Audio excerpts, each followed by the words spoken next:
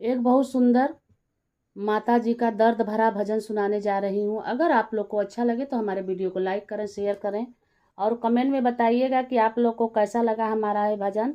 New है तो हमारे चैनल को सब्सक्राइब कीजिएगा, बेल आइकन प्रेस कीजिएगा, जिससे हमारा नोटिफिकेशन आप लोगों तक सबसे पहले पहुँचे। और ज़्यादा से ज़्यादा हमारे वीडियो को शेयर कीजिएगा। तो चलिए सुनाती हूँ एक माता जी का भजन।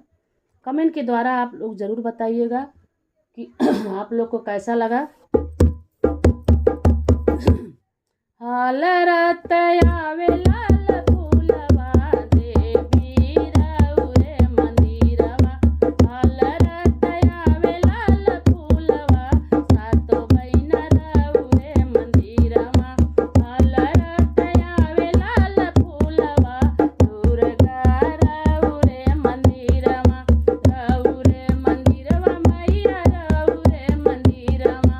रउरे मंदिरवा मैया रउरे मंदिरवा। हाल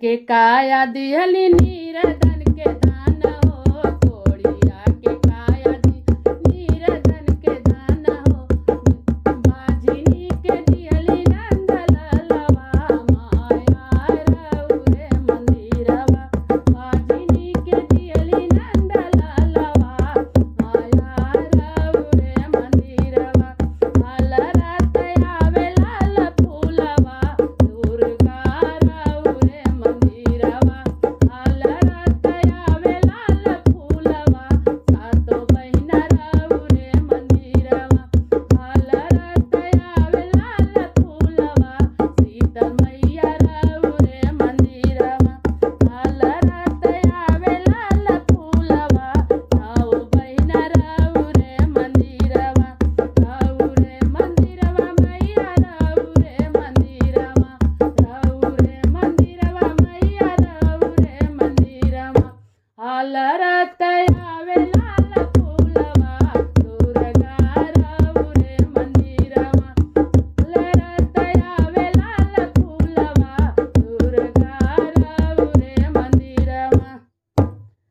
कैसा लगा हमारा भजन है दोस्तों, कमेंट में बताइएगा। फिर मिलते हैं नेक्स्ट वीडियो में। जय माता रानी, जय माता रानी।